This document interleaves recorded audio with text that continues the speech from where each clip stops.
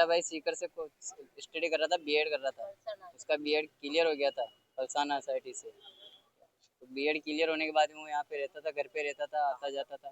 केकड़ी, अजमेर और कृष्णा नगर है हमारा मकान, वहीं पे रहता था। तो कुछ सिंधी युवक है जिन्होंने अपने बहन के संबंध में उसको डराया, धमकाया, ब्लैकमेलिंग किया। उसका ऑडियो वीडियो वायरल करने की धमकी भी दी उसको। और उस संदर्भ में उसने उसको पैसे भी ऐंठे खूब। क्रेडिट कार्ड से 1 लाख रुपए का लोन लिया, 1.5 लाख का लोन लिया, उनको दिया। वो सब उसको पता है, लेकिन उसने मजबूरन अपने आप को सुसाइड के हवाले कर दिया, भाई मैं आत्महत्या करूंगा। इतना डिप्रेशन में चला गया वो कि हमने कभी सोचा नहीं था कि वो पढ़ाई लिखाई करने वाला एक अच्छा लड़का ऐसा कदम उठाएगा। कभी नहीं सोचा था।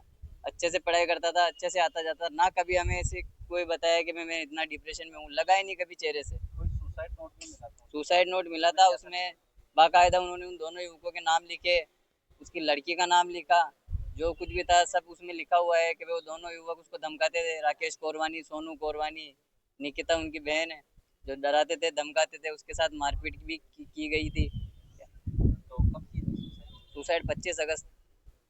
तो अब आज का तो है।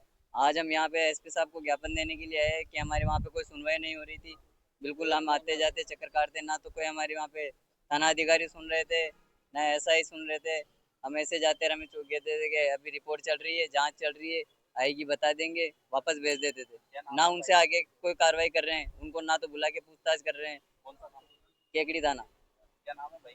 भाई का नाम सतीश सेन है। आपका?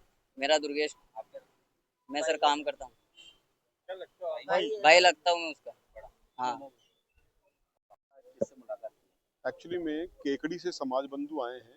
केकड़ी में एक बच्चा था समाज का, सतीश सैनी। उसने, हाँ माली, उसने आत्महत्या कर ली थी 1 महीने पहले। और उसकी जेब से जो सुसाइड नोट मिला था उसमें उसने एक लड़की का और उसके भाइयों वगैरह का नाम लिया है, और ये कहा कि साहब उन पर उस पर काफ़ी दबाव बनाया गया, उससे रुपए पैसे छीने गए, ऐंठे गए, और ब्लैकमेल भी किया गया। और इन सब चीज़ों के कुछ ऑडियो वीडियो और जो है ना ज्ञापन है, वो सारी चीज़ें पुलिस को वहाँ पर दे दी गई, परंतु ऐसी कोई कार्रवाई हो नहीं रही खासा। तो 1 महीने से ये परेशान हो रहे हैं।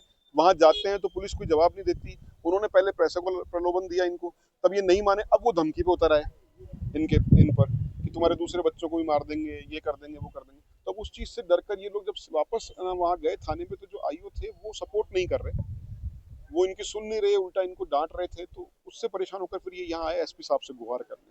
उन्होंने यहाँ आकर बताया कि साहब हम ऐसे ऐसे हैं, वहाँ से आए हैं और ये बात है हमारे साथ में।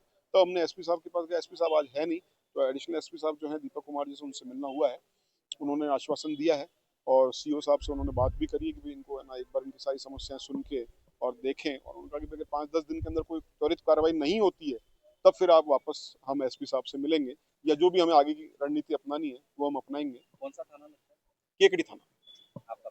Dharmendra Singh tank, advocate.